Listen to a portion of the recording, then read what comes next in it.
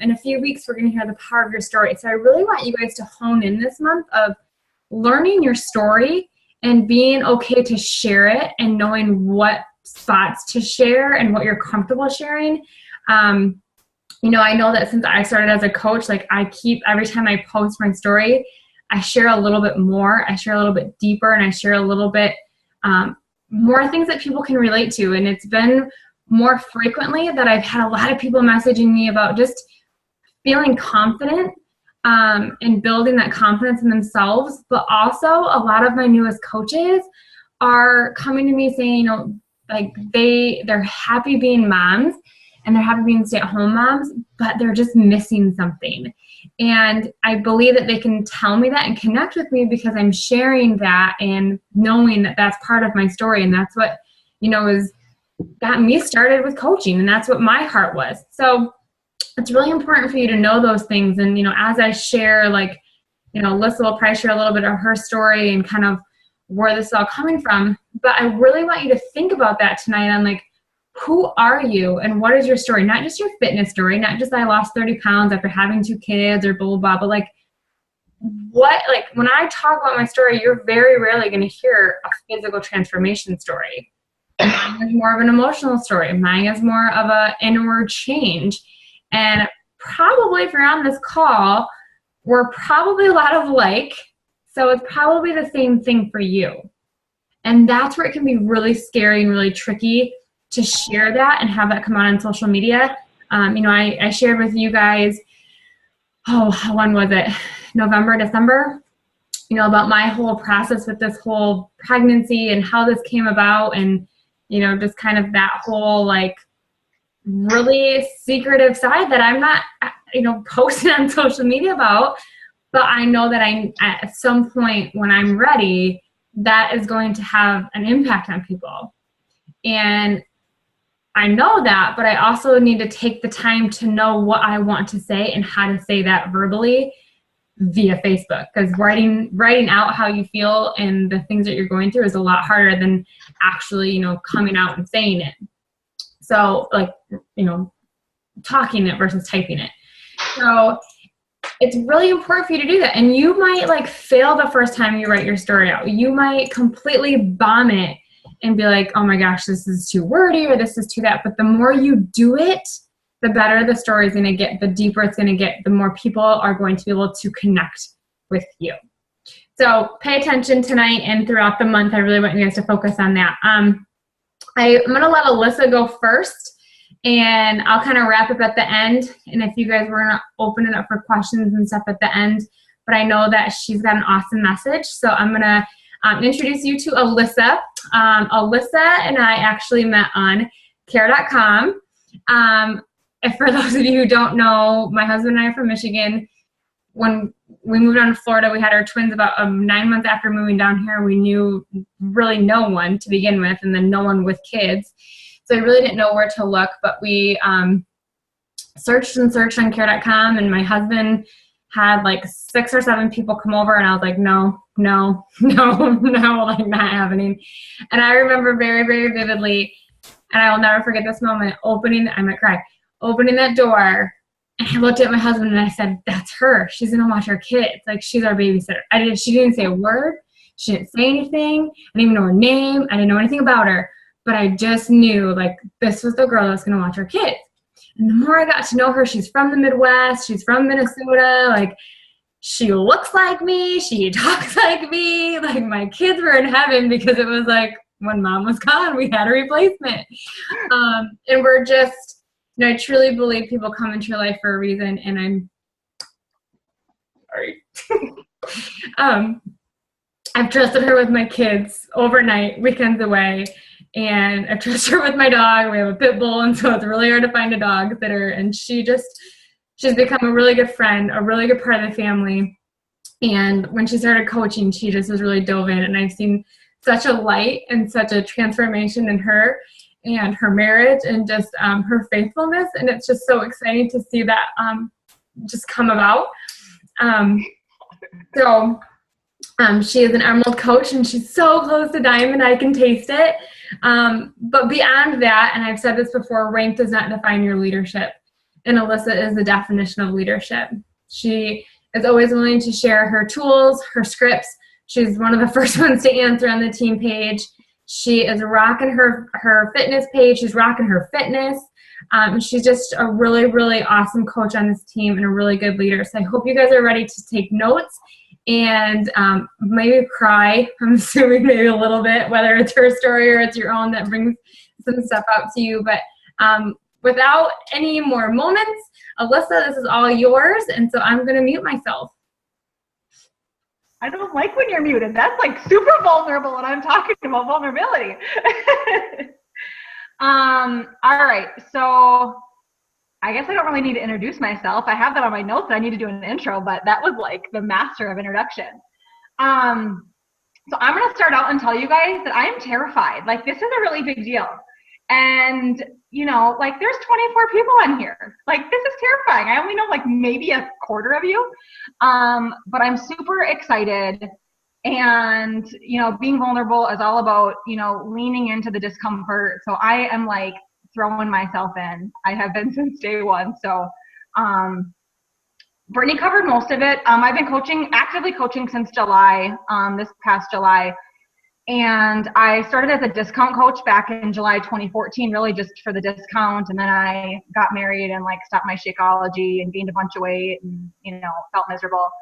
So that was when July came, and I finally just literally said, I'm sick and tired of being sick and tired. Enough is enough. And I just like jumped in. So my day one of my health journey was also my day one of actively coaching. Like, July 17th, I remember it like it was yesterday. I remember like bawling my eyes out when I put up my first picture. And for anyone that has followed me from the start or followed me really anytime in the last however long, 8 months, you've seen that picture with my little green sports bra and my little black shorts, and the epitome of vulnerability for someone who has always been teeny tiny petite to go and put a picture like that out there. That was the literal most vulnerable moment for me. So as I kind of jump in, I want to give you guys a little bit of background. So like Brittany had said, I've been reading a book for personal development. It's called Daring Greatly. It's by Brene Brown. And I can definitely post that if after all of this, you're like, oh my gosh, I need to get in on that. I'll get you all the details for, you know, how to spell the author's name and whatnot. But it has transformed me. I was in the airport a few weeks ago, and I walked past the bookstore, and I said, you know what? I've always flown and just slept from like takeoff to landing.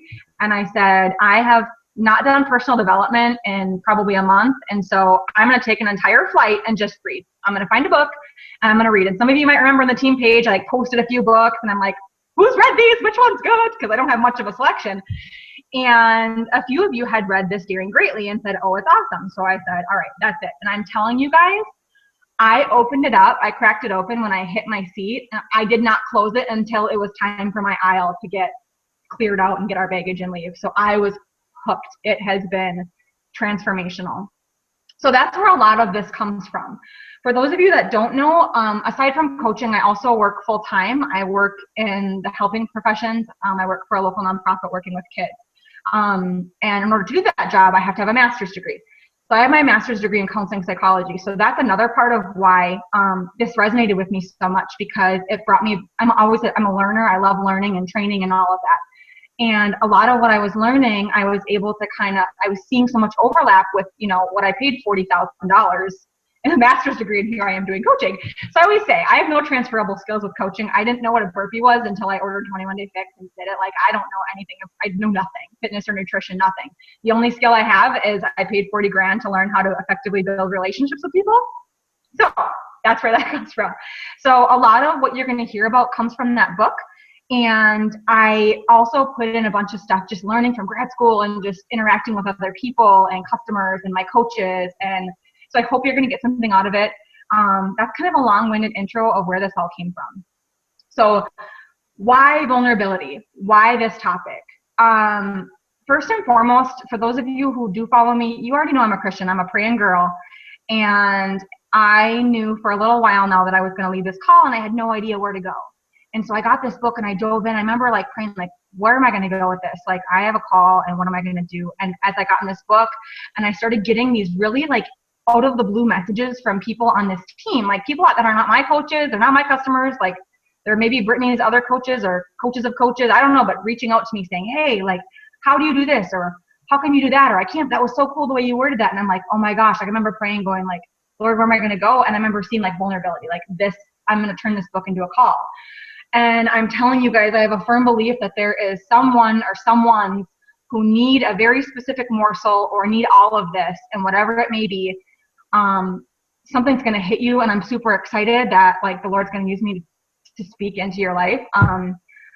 For those of you who know me or don't know me, I am incredibly, incredibly passionate. So I'm going to do my best to stay focused and geared in. And Brittany, take yourself off mute if you need to like focus me in, because like I get fired up. Like I'll tell you right now, I've got a script in like a little bit of my notes, and I will probably just throw it out the window because like I get so excited. You guys, like this is where I'm at. So I just wanted to let you guys know that if this gets to be long, I'm going to try and stay focused. But if it gets to be long and you got to get off, fine. But if you're planning to stay on, I need you guys to get paper and pen, paper and pencil, get out your iPhone notes, whatever you need. And I need you guys to write some of this stuff down, because some of this is so, so, so important.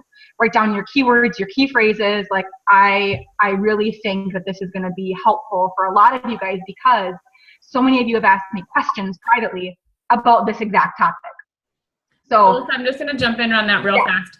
So when you guys are taking notes, I think it's going to be really helpful if when she says something, if this goes where I think it's going to go, if she says something, you're like, oh, that's totally me. Make sure you write down what you think about when she says that phrase or that word, because that's going to be really important for you when you write your story, so that you're not going back like, oh, what did she say that made me feel this way again, or what?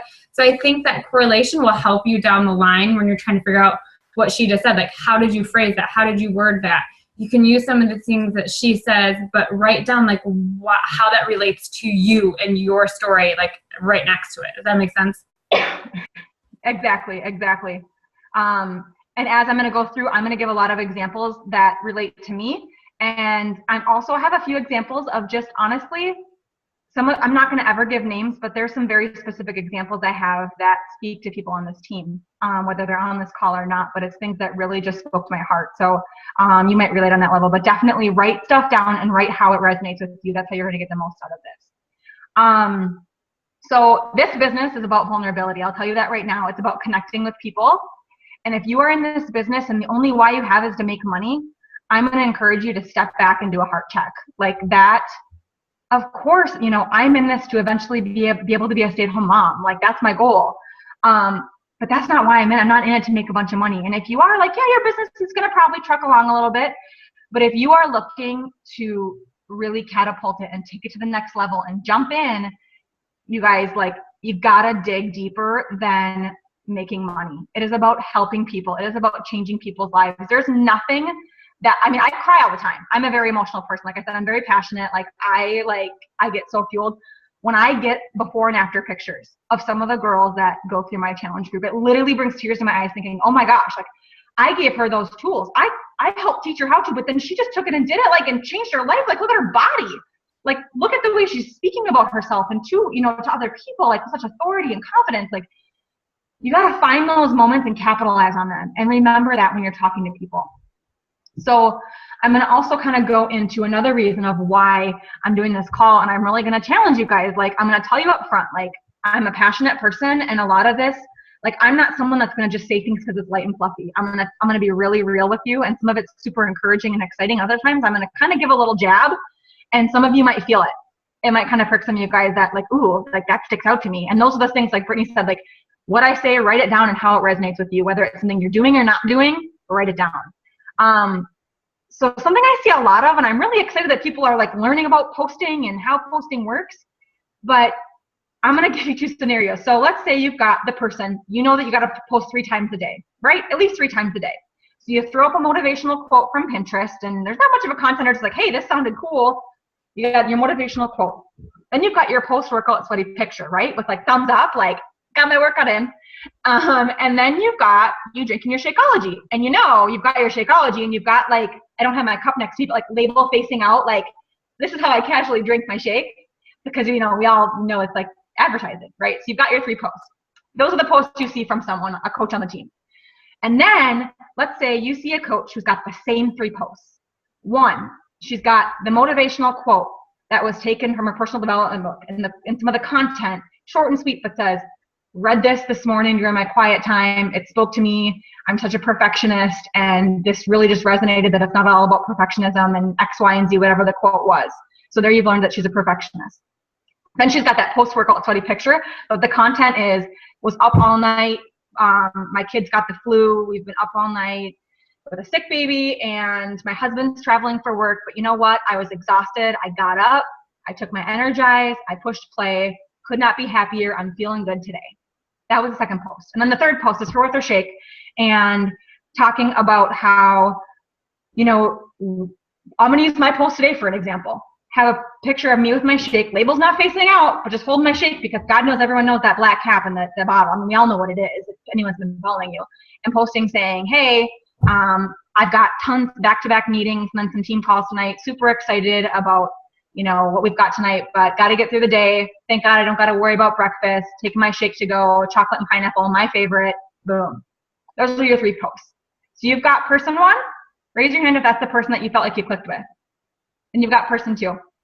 You click with person 2 because you learn that person's a perfectionist, and they're a mom, and they're a wife, and they're working full time, and they're trying to stay fit, and they're getting their nutrition in. Like, you learn like 6 things about a person in one day.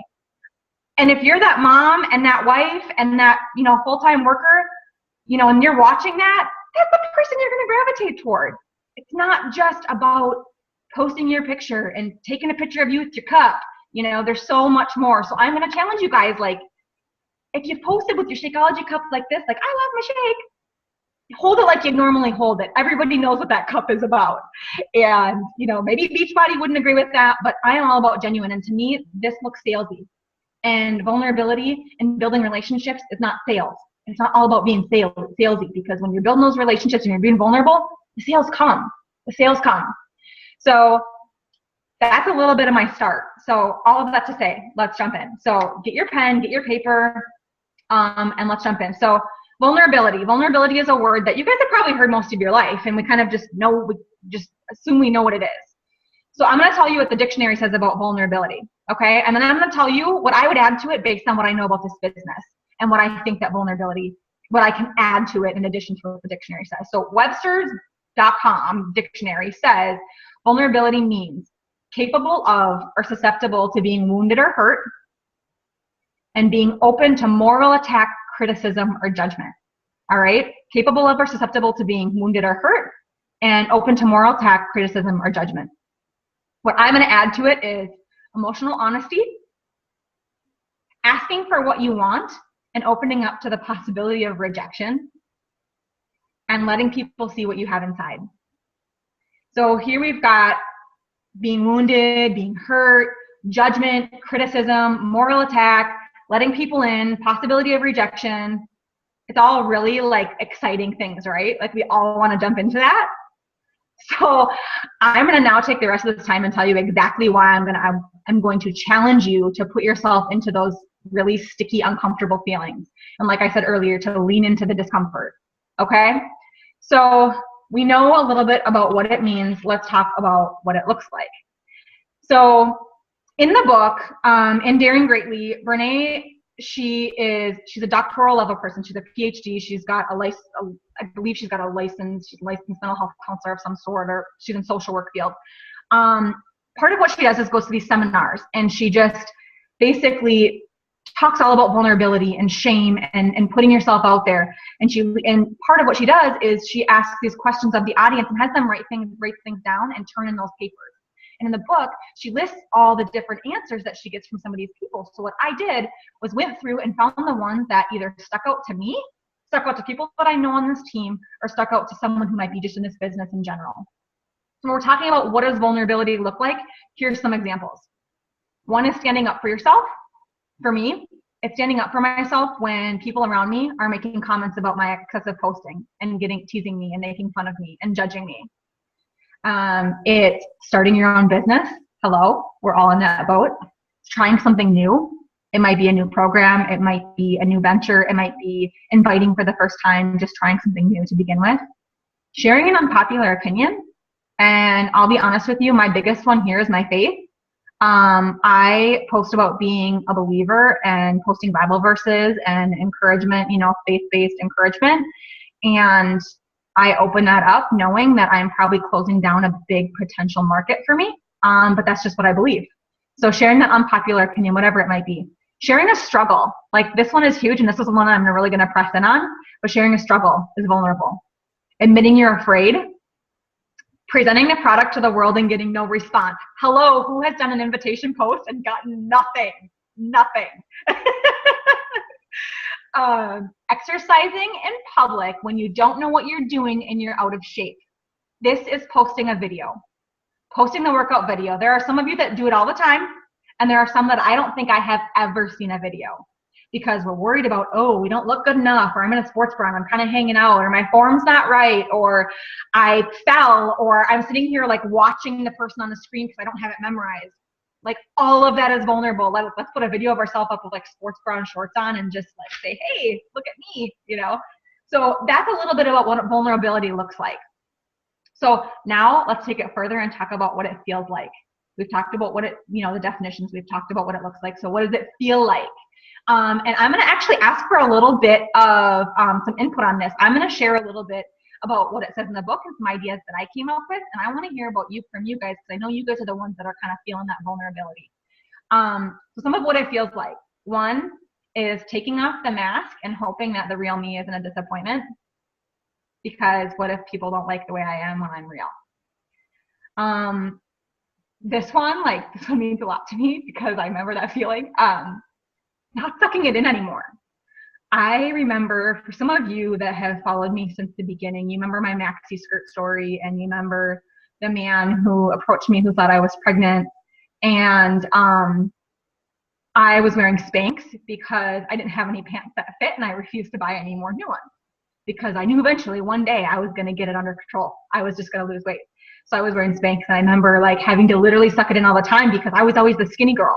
And now I gained all this weight because I was eating ice cream and chips for breakfast and Mountain Dew every single day because I don't drink coffee. And that feeling of sucking it in. I remember posting that picture on July 17th, which was terrifying to me. And I remember as soon as I did, it was like, wait, lift it. I don't have to suck it in anymore. This is my me right now. Everyone's going to start seeing this until it goes away. And that was a huge, I'm free. So not sucking it in anymore. Taking the first step toward what you fear the most. Right now, this is mine. I'm an introvert, and having 24 people look at me and take notes based on what I'm saying and nod their head at me is absolutely terrifying. But I am pushing through it and taking that first step because I know if I want to lead a team like you guys, I got to get comfortable with this. I need to know what I'm doing and figure it out. So that's a big one. This one's a really, really big one too. Being vulnerable feels infinitely terrifying and achingly necessary. It feels like you're cringing, but it is what you need more than anything. Whether it's posting that very first picture, it terrifies you, or maybe you've fallen off the wagon and you are so nervous to let people know that, hey, this is where I am now. I've gained 10 pounds since you last saw me. It's knowing that it's so uncomfortable, but knowing that it's time. And you got to do it, because if you're going to hop back on as a coach, you got to be open yourself. Letting go of control. Where are my control freaks? Control freaks? Anyone? We're all on Brittany's team, so we're all kind of a control freak to an extent, right? Letting go of control, basically putting something out there and not knowing how it's going to be taken or responded to. It feels like being naked. And not like Autumn Calabrese hammer and chisel naked, because I think we would all love that, standing in front of an auditorium looking like that. It is like your before picture naked, you know what I mean. I'm seeing head nods. And it's being all in. And even if you're not trying to be a full-time coach, it's just being all in and putting everything out there and knowing it's like walking into a forest and knowing you've got the path ahead of you, and you don't really know what direction you're going or what's around you, but the only thing you know is you're not turning backward, you're not looking back and seeing where you're going, where you're coming from. You're literally just going in blind. Is terrifying. So I want to get just a couple examples. If you think of something in terms of like how vulnerability feels for you, take yourself off mute real quick. I just want to hear a couple of what you guys might have, if anything, that I didn't cover.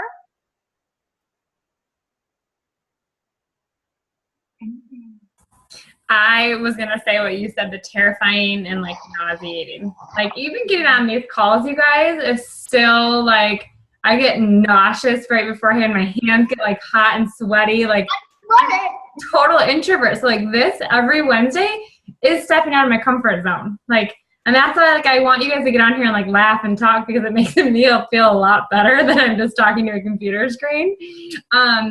But in terms of posting and being confident in coaching, it really is necessary. And it is terrifying to post those before and after pictures. And it is terrifying to share those income goals. And I remember the first time that I put on Facebook that my goal with this business was to bring my husband home. I was like, oh my gosh, like his friends are going to think like this girl has gone crazy. Like they all know my husband. My husband is very competitive. Like there's no way he would never not work. But my goal is to not have him, to give him the option.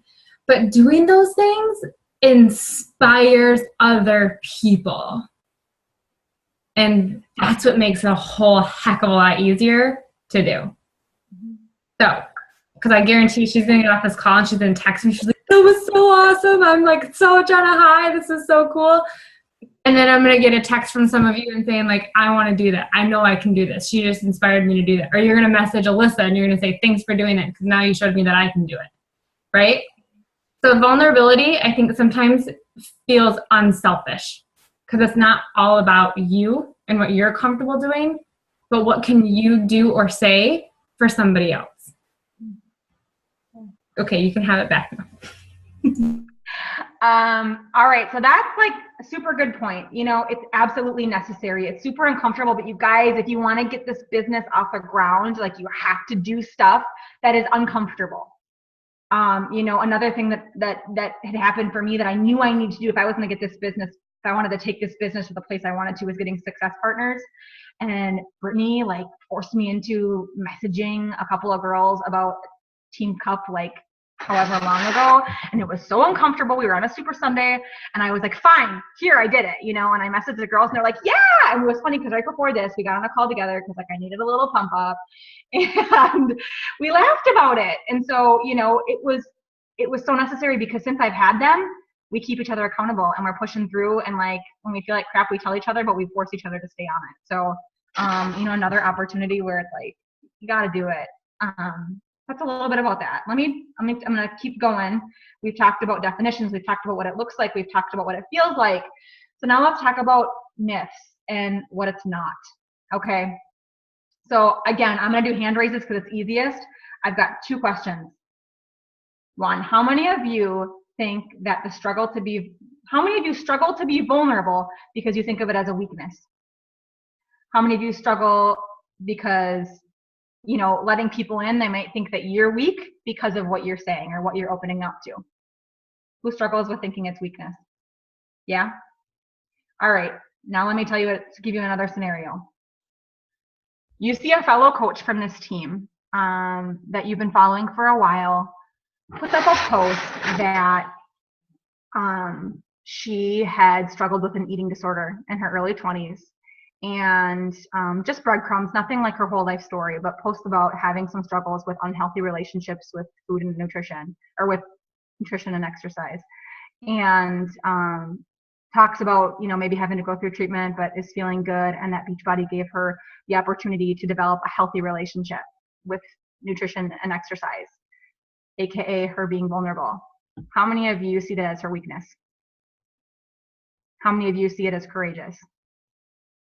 How many of you say that's the kind of person that I would want to be on a team with? How many of you, if you had the eating disorder, are like, that's the person that I trust, not the other 17 Beachbody coaches on my page? So, you know that when you are sharing those, when you are not sharing those stories, you are doing a disservice to the people that can relate to that part of your story. You are doing a disservice to them because they are waiting and need that person that can step up and say, hey, this is what I dealt with, or this is what I am dealing with, and look at me standing on my own 2 freaking feet.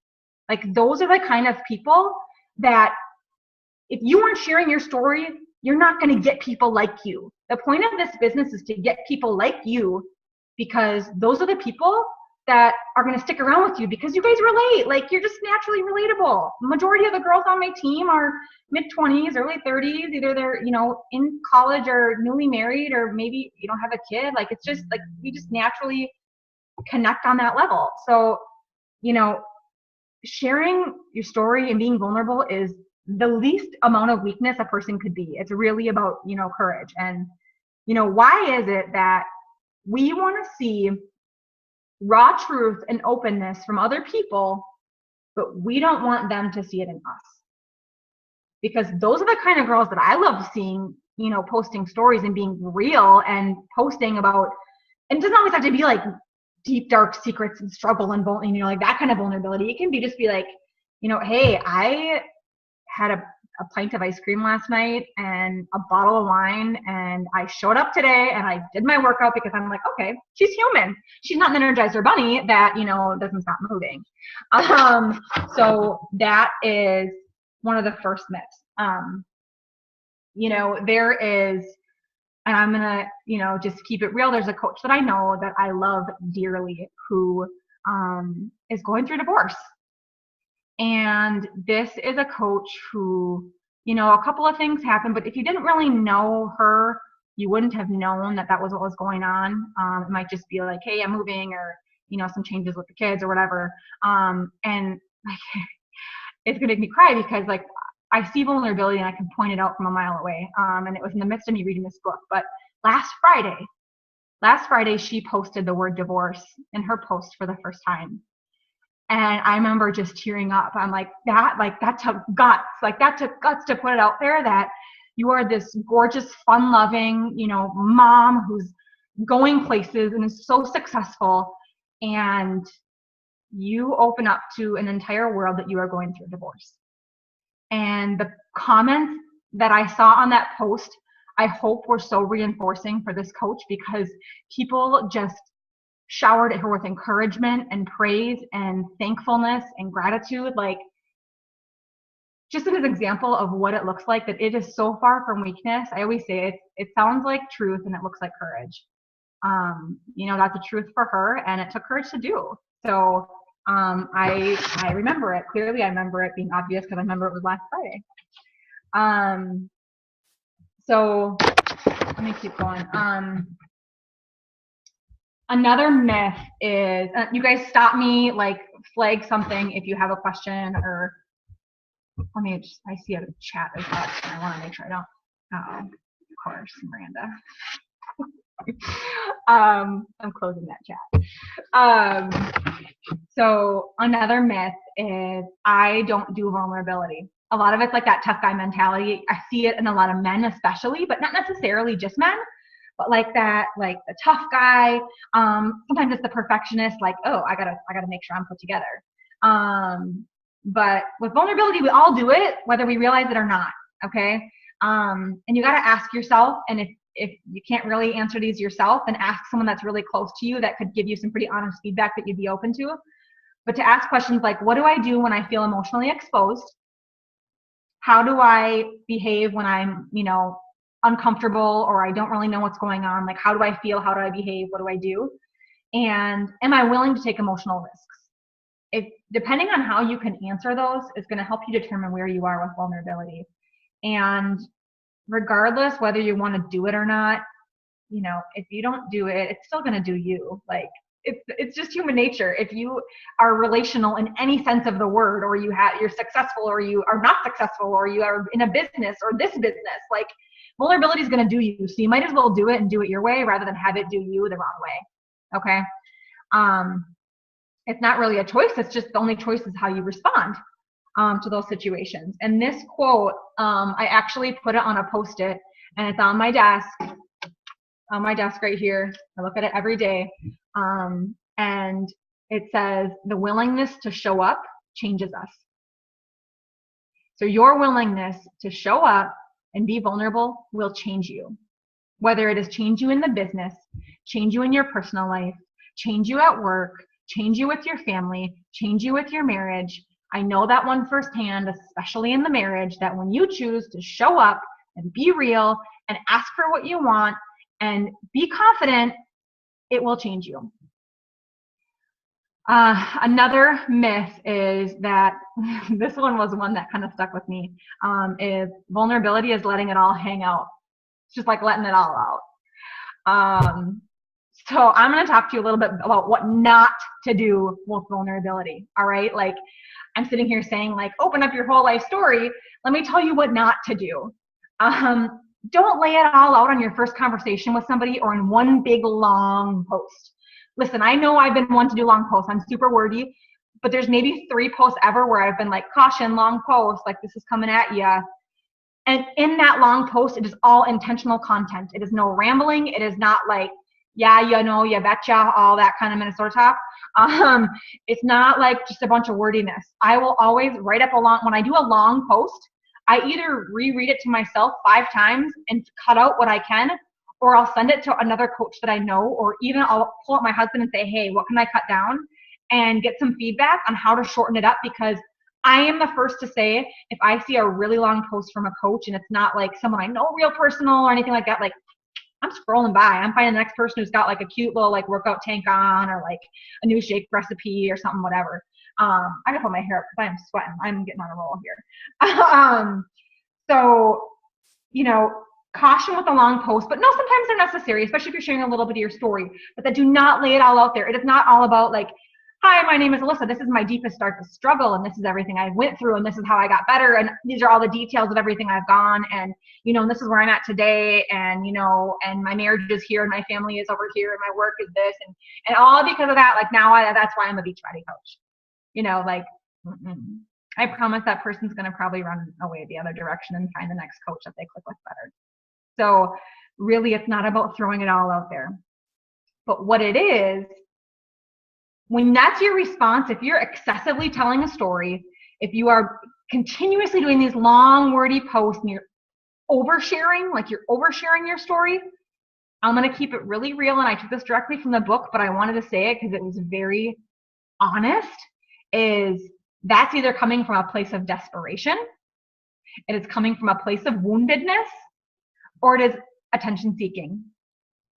A lot of people want to tell their story. They want to hear their story. They want to talk. And I'm the first to say, like, if I've kind of gotten into this group of vulnerability. So if someone want to ask me about my testimony, I'll tell them, whether it's my faith testimony or my fitness testimony or my marriage testimony. Like, I'm kind of getting to a spot where I can open up about it. But it's all about, like, you got to hold it in and, you know, being focused to not have those excessive posts, and know that that really long post, you probably could have gotten a week's worth of awesome posts because you breadcrumbed little facts on each of them. People are going to scroll right past them, you guys, especially if it's like an invite post. Like, you got to capitalize on that. But keep in mind, like, if it is too long, where is it coming from? Is it desperation? Is it woundedness? Is it attention seeking? Like, if that's the case, again, you got to pull back. You got to do a heart check, and you got to figure out what is important in that post, or what is important in that conversation with someone. What is it in what you're doing, you know? And if it is desperation, figure out why. What are you desperate for? Are you desperate to sell a challenge pack? Are you desperate to connect with a person? Are you desperate to say, like, I promise I know what I'm doing, or trust me, or whatever it is? Like, you got to pull it back. You got to do a heart check and figure out, how can I regroup? Get with your success partners if you have one. Get with another coach on your team that you seem to click with. Get with your own sponsor coach and say, hey, like, this is where I'm at. If you need to, like, get a one-to-one call with your own coach and say, this is what I'm going to call you about. We're going to talk for 20 minutes, and this is what I need some help with. Okay? That's kind of a little bit on that piece with letting it all hang out. I touched on it for a minute, but don't overshare. And I'm sorry, I'm going to break this to you guys. This is not about you. It is not about you. So I know you're probably confused because you're sitting here saying, like, hey, I have to share my whole story. I need to be all vulnerable, but it's not about me. Like, what are you talking about? I get that it's confusing, but it's all about balance. And it's about breadcrumbs. I'm sure if you've been on this team for any length of time, you've heard Brittany talk about breadcrumbs. It's not word vomiting. Like, don't just blah, like, this is my whole testimony and this is everything I've struggled with. But it's dropping a morsel. And I'm going to teach you toward the end here. I'm going to do a call to action about those morsels, and I'm going to give you a little bit of assignment. But it's really going to hopefully get your business off the ground and running, or continuing to go forward. But in terms of breadcrumbs, it's just enough to get a subtle point across. It's just enough to have someone who might be watching in the background or someone you've been talking to be like, oh, that kind of sounds like me, or oh, that's a really good point, or I want to hear more. I'm going to check back tomorrow. I wonder what she's going to post about tomorrow. You know, sometimes I do these like, check back tomorrow, I've got an announcement, and everyone thinks I'm pregnant or something, but I'm definitely not pregnant. You know, so dropping these little morsels, okay?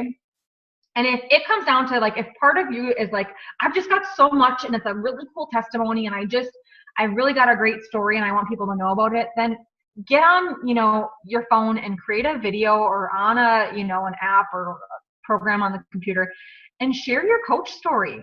I'm not saying don't share a full story about who you are as a person.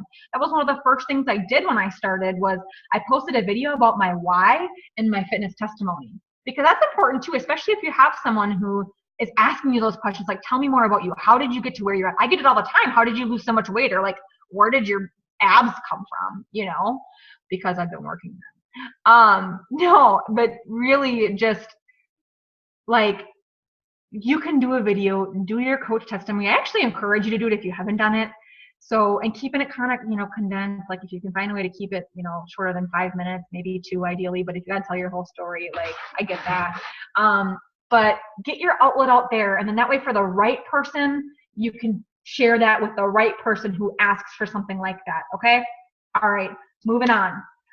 Those are all the myths. So we've got definitions, what it looks like, what it feels like, myths, you know, why it's actually a good thing. And again, like I said, all those like yucky, sticky emotions I said in the beginning, like this is why, because it's actually a really awesome thing and it's going to drive your business forward. Okay. So I'm not going to get too much into this next point, but if a bunch of this is sticking with you, I am going to encourage you to pick up this book. For those who struggle significantly with vulnerability, where all you are posting is this and this, like, we're going to stop that, okay? But if that is all you're posting is thumbs up, I worked out, and here's my Shakeology cup, and if you see it says Shakeology, a lot of times being afraid to go past that comes from 2 things. One is past hurts. Someone has hurt you somewhere along the line, has torn down your confidence, has done something or said something that completely rocked your world that you pulled yourself into a shell. Or the second one is shame. And if shame doesn't stick out to you as like a word that you identify with, some of the synonyms that relate especially in this business or the things we struggle with, especially if you're on Brittany's team, I think we all kind of have a similar somewhat personality in this downline is embarrassment, guilt, or humiliation. Someone has embarrassed you, you have felt guilty for something, or you have been humiliated. Maybe it was that workout video that things were all sorts of jiggling and people couldn't understand that, like, hey, you're sitting on the couch and you are, you know, sending me this text message of like, holy crap, how did you put that on Facebook? You were sitting there stuffing your face and I was like rocking the jiggle because I'm working on, you know, getting it gone. Like, you guys, like, if people are doing these things to you and saying these things to you, like, you have got to, you got to go all in. And know that people are going to talk crap about you. You guys, you want to know how much support I have? This little group of 23 of you are my group. My family does not really support this. My friends definitely don't support it. My coworkers, -1, doesn't really support it. And a lot of time, my husband doesn't even support it. I used to post about like, hey, I'm going on a date night. And I can't do that because I have to respect it because he's a private person and he isn't ready, you know, to share all of that. And it's kind of weird, but like, you guys, like, does that stop me? I'm still posting about my marriage. I'm still posting my workout videos. I'm still putting like my abs on, you know, a video, and I'm like Facebook friends with my boss, who's like a really big deal in Palm Beach County. You know, like my old pastor, like, but I gotta own it. Like, I want to make a business out of this, and that means being all in and like putting out there like my super bloated post Thanksgiving picture or my first before and like saying like, listen, like, you don't like it, sorry, unfriend me, like, move along, because you're freeing up space for those that I am going to change a life, and I am going to inspire someone, and I am going to, you know, someone is going to see me and be like, that's me, that's the kind of person that I want. Okay. So if something like past hurts or shame or humiliation or guilt, if any of that's sticking out to you, literally half of this book is on that. And I didn't want to go into it because we'd be on here until like 3 o'clock in the morning. So get this book if that is, where you're at, and dive into that in personal development, because I know you are all doing it, right? Like 10 pages a day or 10 minutes or more, right? Yeah. If you're not, you're going to start, because you're going to go get this book. So yes. Okay. So I'm going to keep going. It also talks about vulnerability shields. And basically, vulnerability shields are things that pull us away from being vulnerable. It's the things that we're putting up and saying, I would rather put this up than let you in on who I am. I'm just checking these messages every so. Hush about my abs. Listen, I'm working so hard for them. They're not always there. Okay, moving on. Listen, just because you're all like cute and pregnant.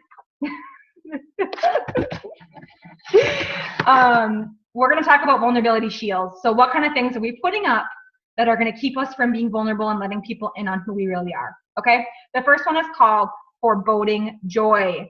This one, like, you guys, if I could, like, you could see me raising my hands. This is mine. Foreboding joy means that you are always waiting for the other shoe to drop. Okay. It means, rather than being open and honest and saying, like, putting your before out there and being like, that feels so good. And sorry, I just said that one. But rather than being open and feeling good and feeling confident, and feeling that joy of like, whoa, I put that out there. We're like, oh, great, I put that out there. Now who's going to ridicule me? Who's going to make a comment? Who's going to snicker? Right? Anyone? Me? You? Yeah, I thought so. So it's always waiting for that. You're waiting for that negative response. And what I'm going to challenge you, if that sticks with you, is practice gratitude. Whether it's gratitude to yourself or finding someone else to express gratitude to. But like, you got to surround yourself with joy. You've got to surround yourself with optimism. You've got to surround yourself with positivity, or this business is going to eat you alive, because it is all about putting yourself out there. All right. The next one, again, like triple, quadruple, like hand and feet raise. Vulnerability shield number 2 is perfectionism. Like guilty. Some people say, I don't want to be vulnerable because I got to have it all together. And if any of you who raised your hand that vulnerability equals weakness in the beginning, these are for you. This one's for you, because you can't show that. Like, that means you're weak. And there's this quote I'm going to read directly from the book that literally like sat on me as total truth. Perfectionism is a 20-pound shield that we lug around thinking it's going to protect us, when in fact, the thing it really is doing is preventing us from being seen. Perfectionism is a 20-pound shield that we lug around thinking it will protect us, when in fact, that's the thing that's really preventing us from being seen. Right? So we think we're actually being safe and we think we're actually protecting ourselves from being hurt, but all it's doing is, again, doing a disservice to those people that need to hear your story. Because there is somebody that's sitting there that is watching you every single day, that is struggling with whatever you're struggling with, and isn't having an opportunity to reach out and connect with you because you're holding that shield. So it's time to put it down. Seriously, like, you gotta do it. You gotta do it. So this one, again, like with each of these shields, it gives you a suggestion about what you can do. And I had to take the wording directly because it was so perfect. The remedy for that perfectionism shield is appreciating the beauty of the cracks. Like, we're all these cracked and broken and people that like are so perfectly imperfect, and we've got all these little cracks, and we've got to change our way of thinking from what will people think of this to I'm enough. I'm enough. I got some cracks. I'm a little, jiggly, or, I'm a little introverted, or I'm a little quiet, or I'm a little nervous, or I'm a little imperfect, I'm a little blank. Whatever it is, you plug in your emotion. Like Brittany said, you write down how it resonates with you. What is it in the perfectionism that you keep telling yourself that stops you? I'm a little too much blank. And instead, you got to literally on your paper right now, cross that out and write, I'm enough. It's just it. You got to find the beauty in the cracks. So hope that helps. The third shield, the last one, is numbing. A lot of times we numb the feelings that come with the sticky parts of our story. And I'm going to share this in a very personal example in a little bit. But we numb that, thinking that if we deaden the pain of those difficult experiences, it's all, it's going to make it go away, right? Like if we just like kind of push it down, we don't really share anything like that. And it doesn't have to be like something major like divorce or eating disorder. It can be something, just not so crazy. And I'll give you an example in a minute, but like, as you're deadening that, you're also deadening the ability to experience joy and love and creativity and all the things that come, like from what I said, where I posted my first before picture, looking like I've never looked before and letting people see me without my Spanx on and letting literally my stomach hang out over my shorts. And if I didn't do that, I would not have I wouldn't have gotten to experience the results that I got from people and the comments and the messages and like oh my God, because that was never me, you guys. That was never me. I was always like, go get her, I'm perfect. Like I got it all together before that, not knowing like you guys didn't know what was going on behind closed doors in my house, and looking in the mirror and bawling my eyes out and not having clothes that fit and having to wear maxi skirts because I didn't have to worry about buttoning it and it would expand as I expanded. Like the little petite girl that I always used to be was gone, and like to put it out there and like people to like grab at that and we're like you made my day. And I have got a Word document in my room, in my bedside table, with the comments that I got and the messages I got from that post. And when I'm pissed off in this business, or I'm struggling, or I'm nervous, or I'm anxious, because God knows I'm the most anxious person on this planet, I go and I pull that out and I remember what people said to me. And I pull out my success stories. And some people say the success stories to use for like a future post for, whatever. I really use a lot of my success stories from my people to remember why I'm doing what I'm doing and why putting myself out there is working, and why I can't numb some of the things that I keep really quiet. And I'm saying this right now and I'm listening to my own self, because I'm going to talk about more of this in a minute, but like you guys, you can't be numbing anymore. You got to put yourself out there. It's not always a big thing, like, being an alcoholic that's in recovery, you struggled with drinking for years and years and years, and now you're clean. It could be something small, like I mentioned before, like you fall off the wagon in your fitness and in your nutrition, and you fall off, and for how long you've been numbing that from falling off by posting pictures from the last few, from before when you were in better shape, like, because, we all take like 17 pictures and change our outfit because, we never know, like, we can get a lot of posts out of one day. I'll do that, like, when I'm feeling better, I'm like, oh, my water weight's not on right now, and I'll take like 17 pictures and I can use those for whenever.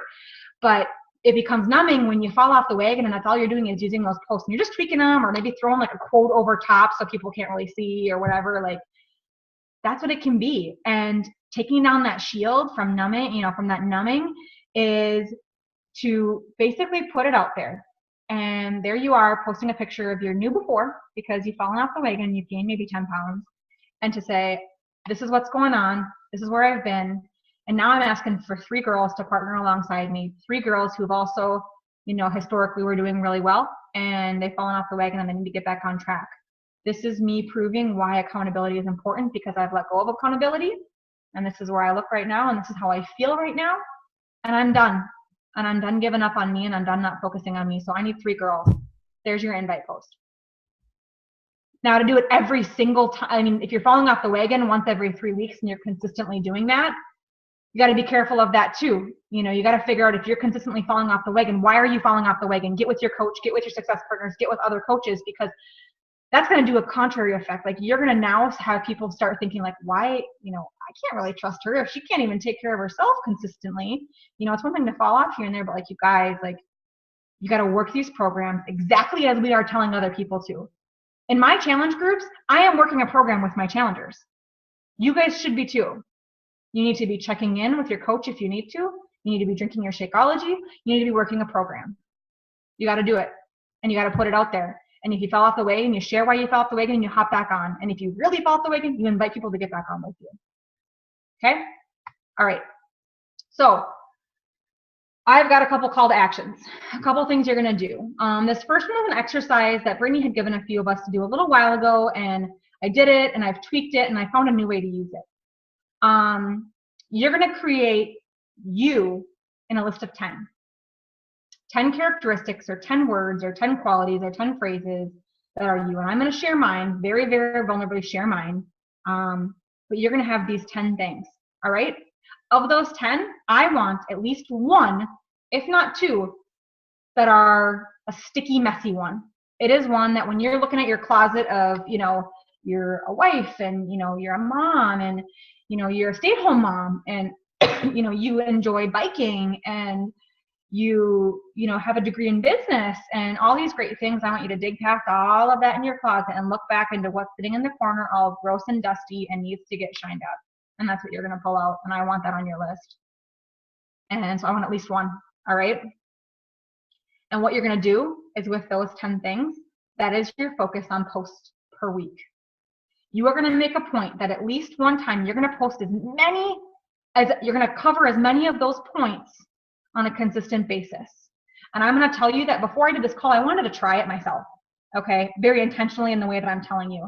So I started on the 1st by doing that. Actually, I think I started on the 29th of last month. It was like the last month or two, because God knows, like, I was getting nervous when it comes to the 1st of the month and everything goes back to zero.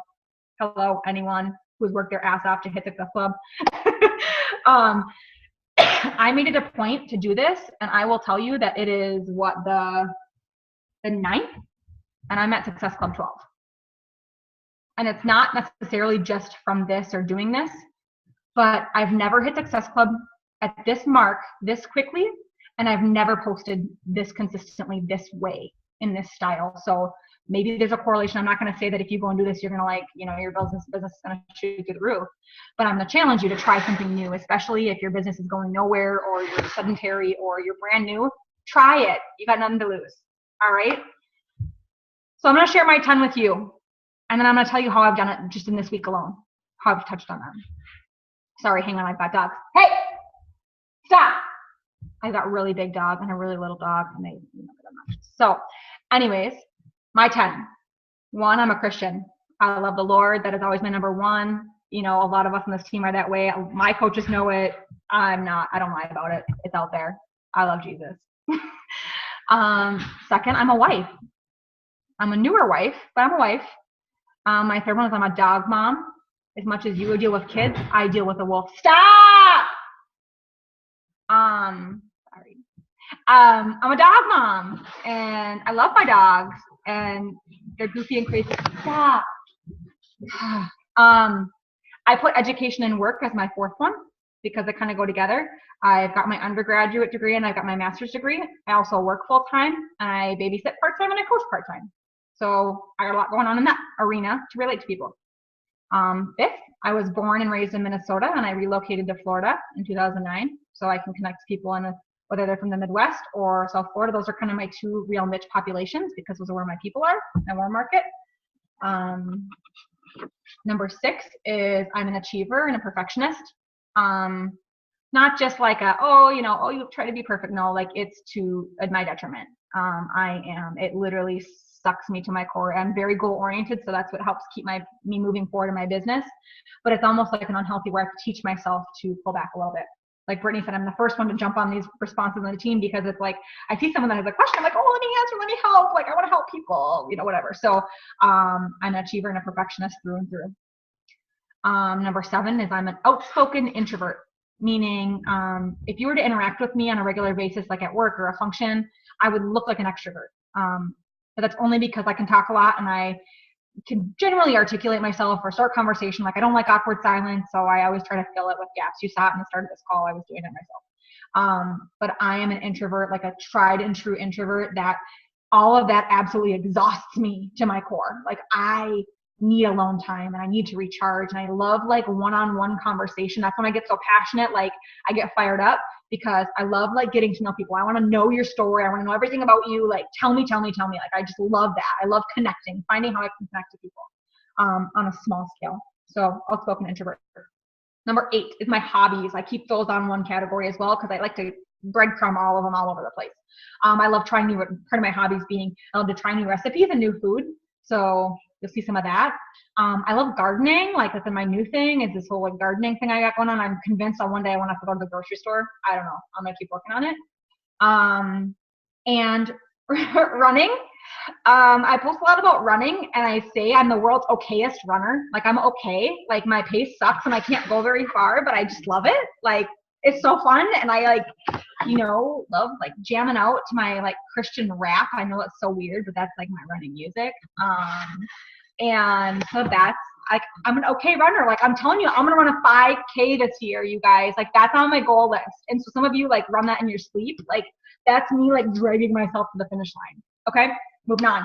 Videos, like I love workout videos, and that sounds so weird, but like I love doing it. I love finding new apps. I spend an inordinate amount of time doing these stupid workout videos, but I love them and it's fun for me. And it's kind of like gotten me into this hobby of multimedia kind of stuff. And so that's my hobbies.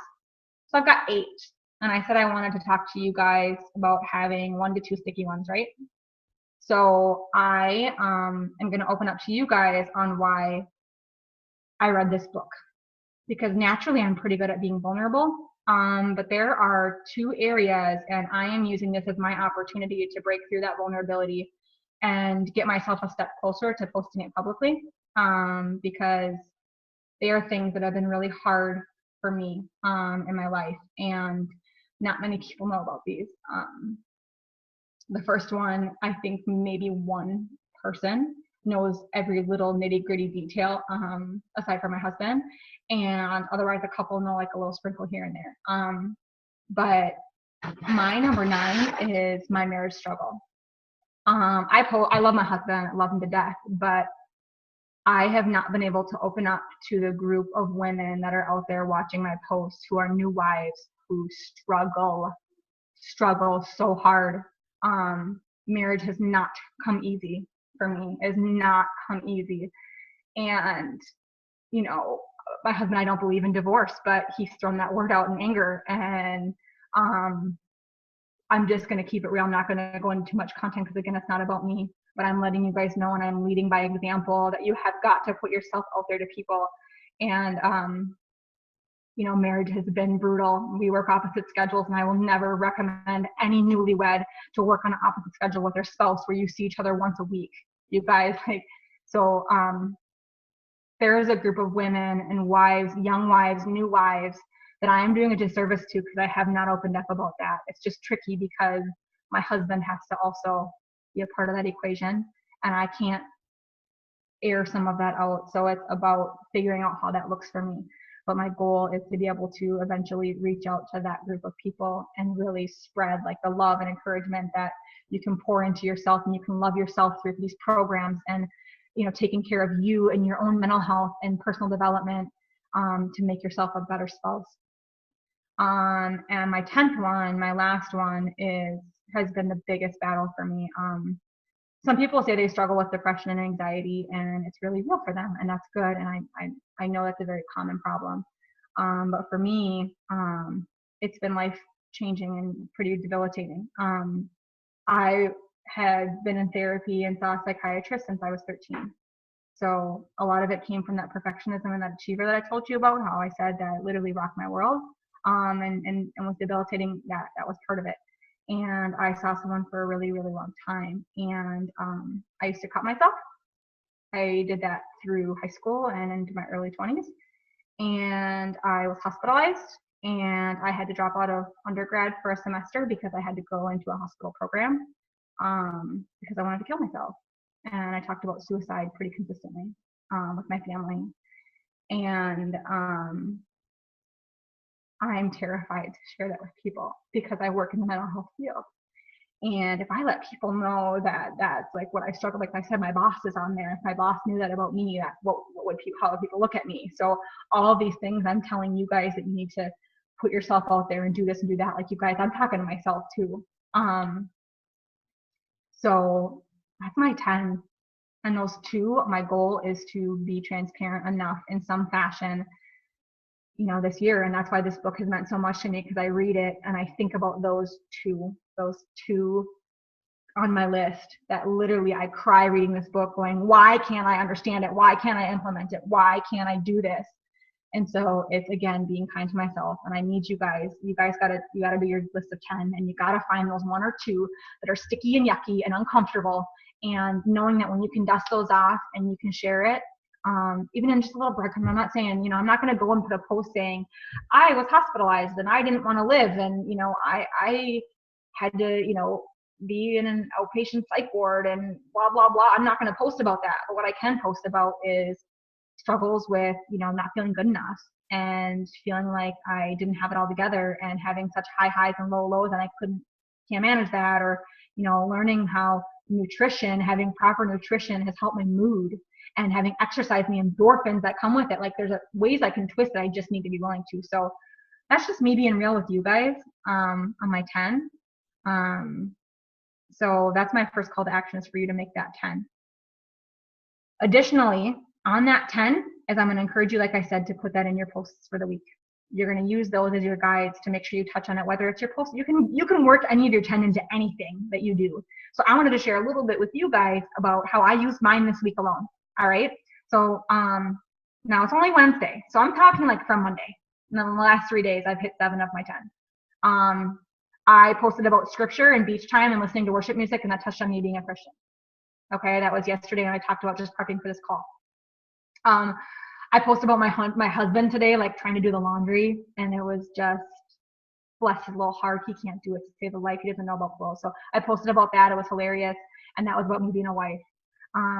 I posted about speaking on this team call and a million other things that I had to do, and that tied to me being a coach and that part of like the work world.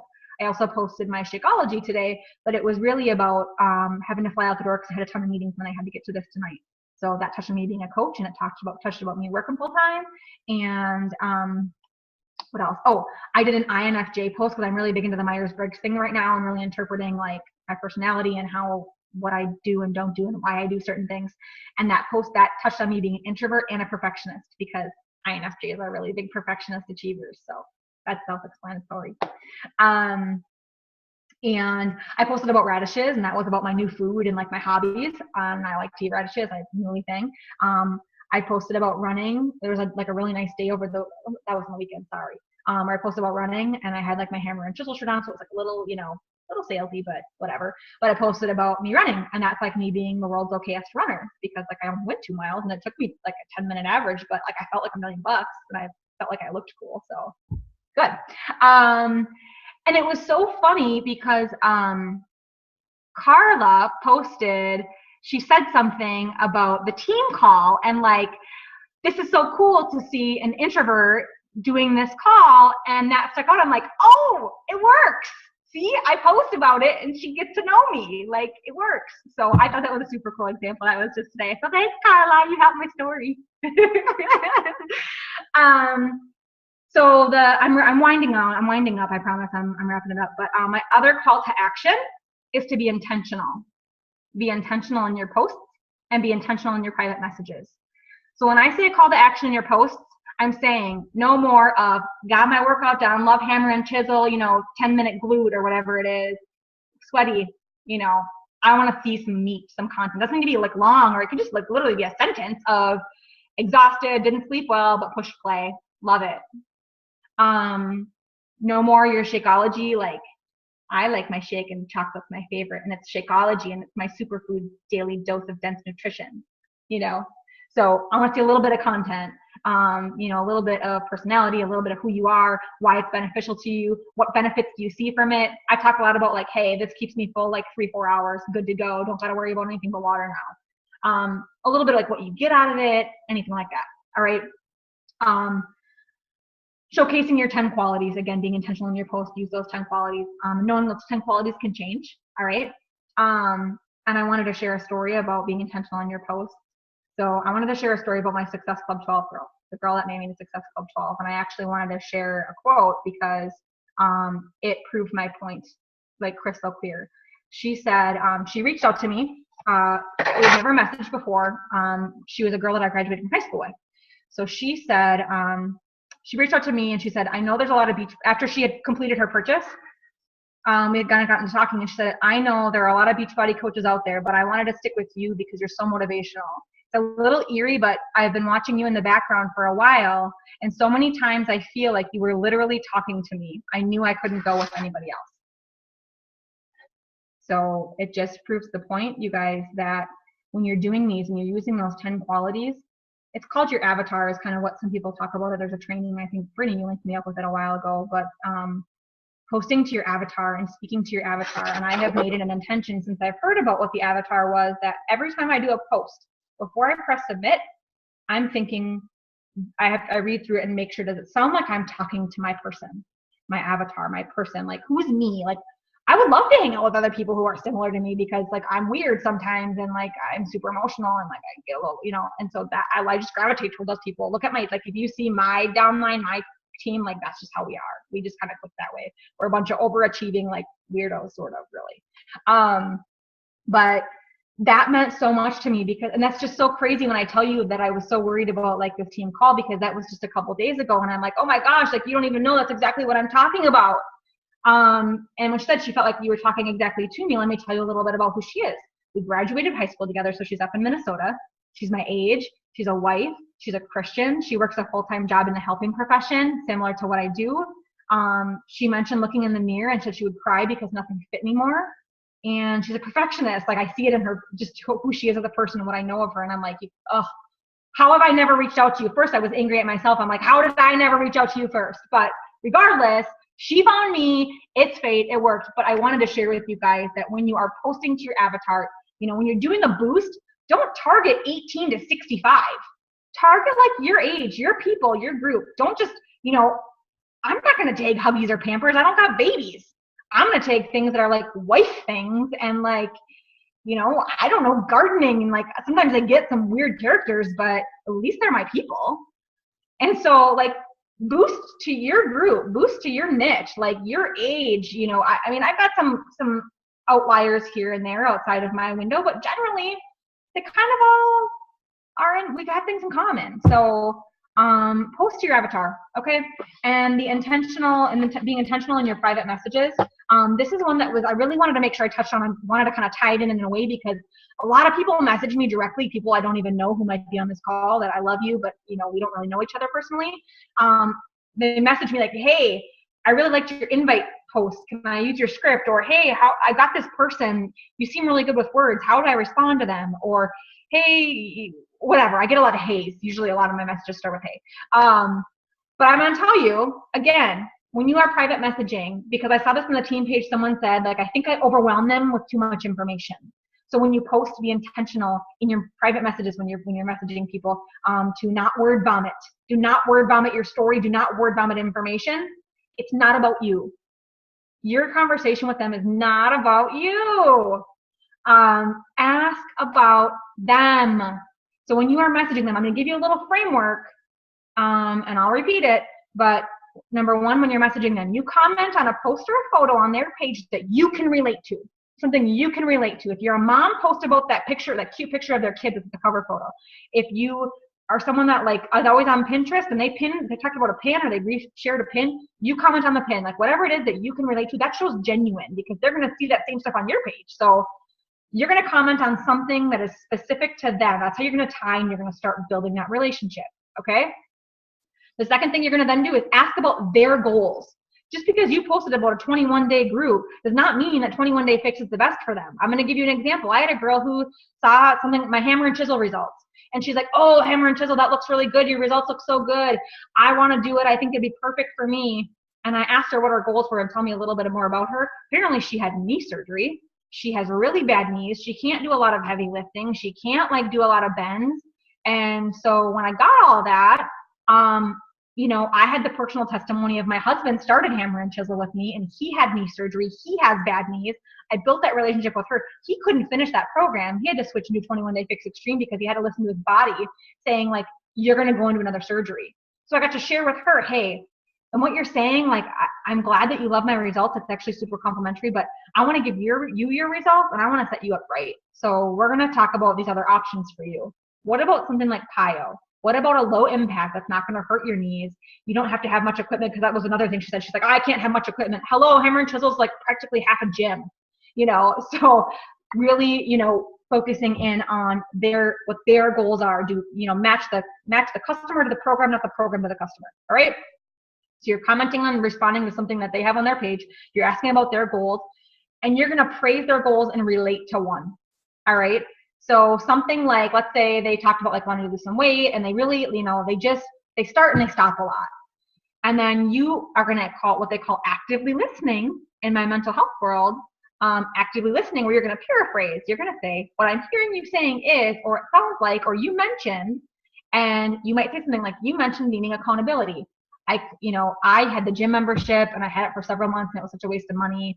I totally get where you're coming from. Done. That was all you did for self-disclosure.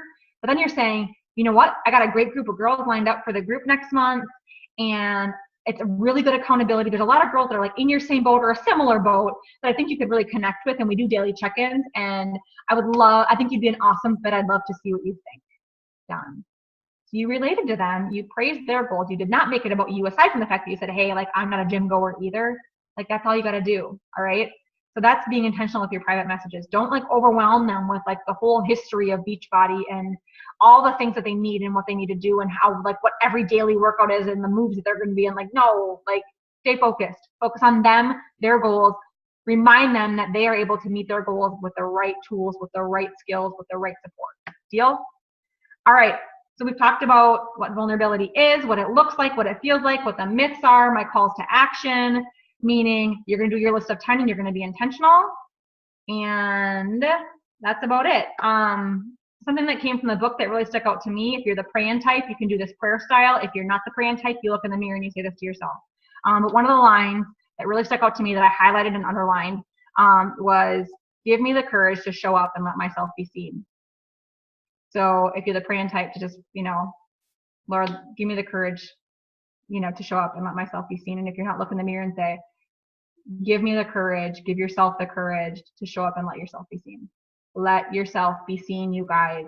Get out of the Shakeology cup and the thumbs up workout picture. Like, share your story. It does not have to be a bunch of nitty gritty, like, cringy things. But if you're a mom, share a mom. If you work, share that you work. Like, share your story, share who you are in your posts. All right? Who has questions? Anything? Ask away. Come off mute.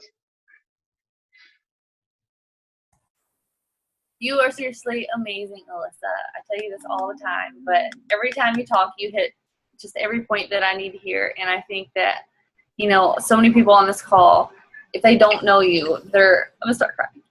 They're going to want to know you after this because you are such a genuine person and you are just the best thing out there. So I just want to tell you, I love you and I love the call. It's amazing. Oh, I love you.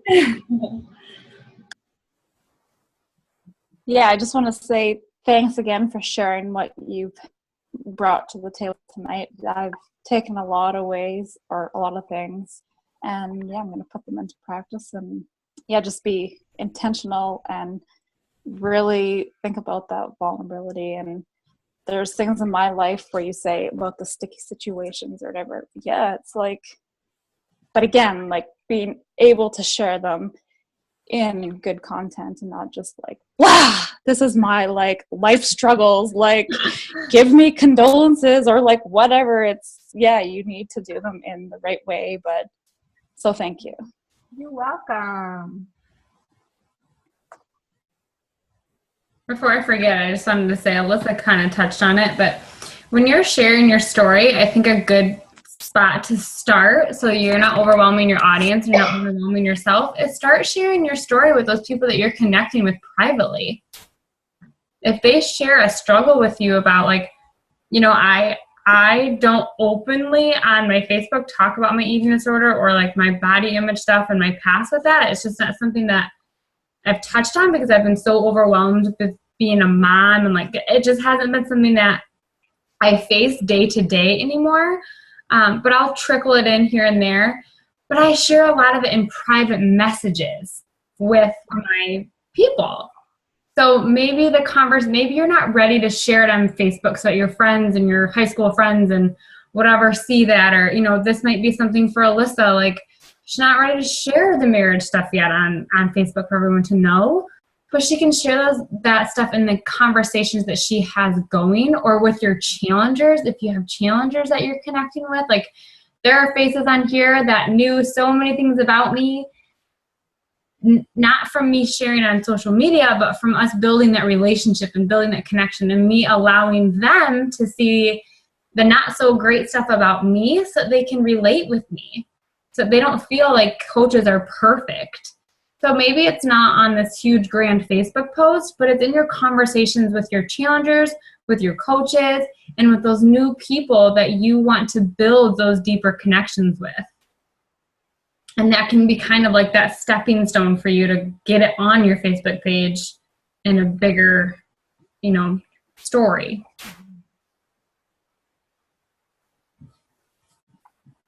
Any other questions? Anything I left out or you want to know more about? Specific situation?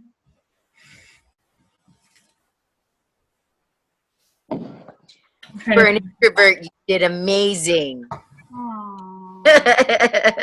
Carla.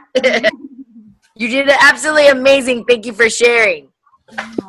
So I think Alissa gave you guys a lot of information, and I guarantee something stuck out to you. I guarantee something about this struck a chord with you. And I've been thinking all week on how I can share my story about how this pregnancy came to be and how my heart changed, because there's so many people that are like, I thought you guys were done. I totally thought you guys were done. And I was like, I did too. But, like my story is a little weird, and it's not like everyone's going to go. I totally get that. But people that follow me know I'm a Christian. They know my faith. So they're going to know why I get it and why I did it, because I share that part of me. So, but this has kind of gotten me in a direction, like tomorrow night, my husband's gone. And I know that tomorrow night, like I want to sit down and write that story, and I want to share that story.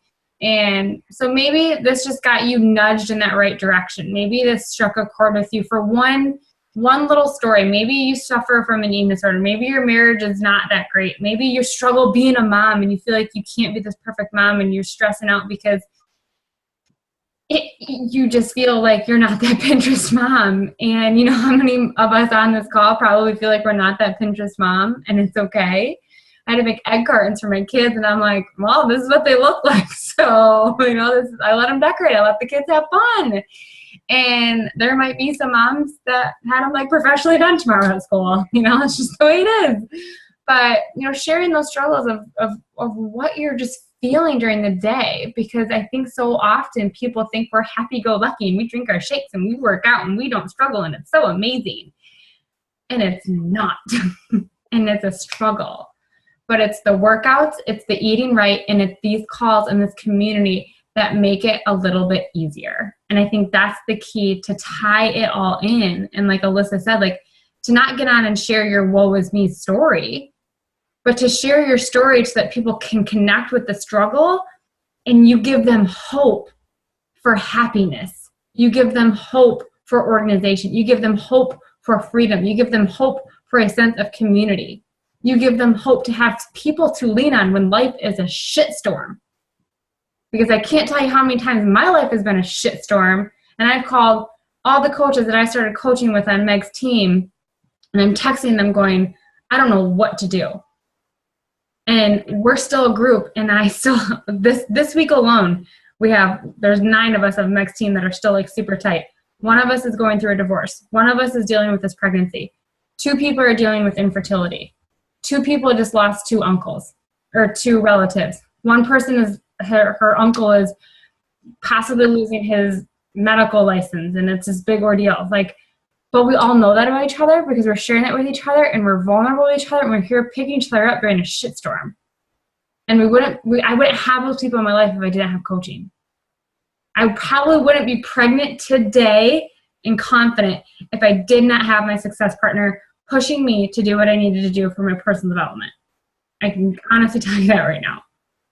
So your struggle, your story, like giving them that sense of hope of what they can come into is huge.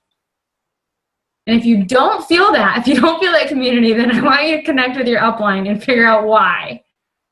Because I really do feel like this is a family and we're here for everybody. And I can look on this, and if you're my personally sponsored coach, I know where your life is right now. Not business-wise, but I know I do know business-wise, but I also know personal. I also know that there's struggle and there's insecurities and there's fears. And I know that because I've asked questions and we've connected and we're friends and we're on text messages and we're not just Facebook messaging. and we're not just living through Facebook posts. And you need to have that same vulnerability with your Facebook audience, because that's going to bring you your dream team. So when you get on this phone or this Zoom call, you can see it 25 people, and you can know almost everybody's personal story and personal struggle. And that is such a cool feeling. I posted tonight before I got on this call. Like, it's so surreal to me that these still happen. And it's so surreal to me that this is what I created. Like, this is because of one person decided to do it. And you guys have the same opportunity ahead of you. And that's so crazy cool. But you have to be willing to share your story and to share who you are. Because I know, and I've seen coaches have it, it's not going to be fun if you're getting these people who think life is perfect. Because when you're having a shitstorm of a day, they're going, well, she's perfect. Why is she having a crazy day? And you're like, well, I'm not. Like, I am not a perfect person. But if you attract those people who have those insecurities, who've had those struggles with eating disorder or health issues or mental health issues, if you have those people that don't have a perfect marriage or struggle with being a perfect mom or struggle feeling like they're doing all those things, you're going to build a community. You're going to build a tribe. You're not just going to build a team. You're not just going to build a following of coaches. You're going to build a community of team. And that's important. So sharing your story isn't just about, it's inspiring others, but it's also helping you. It's developing you, it's changing you, and it's bringing so many opportunities to your world if you can just share little breadcrumbs. And I like what Alissa said, instead of breadcrumbs, like, I'm a chocolate girl, I'm a sweet girl. I'm not a chocolate girl, I'm a sweet girl. So I'm going to share those little morsels. I'm going to share those little morsels around, those little itty bitty teeny tiny chocolate chips that I mix with my peanut butter. I'm going to share those. And I'm going to just share little bits and pieces about my story. And I challenge you guys to do that same. And not only are you you're going to inspire people, but you're going to feel so much better because you're going to know yourself. And that's something super cool.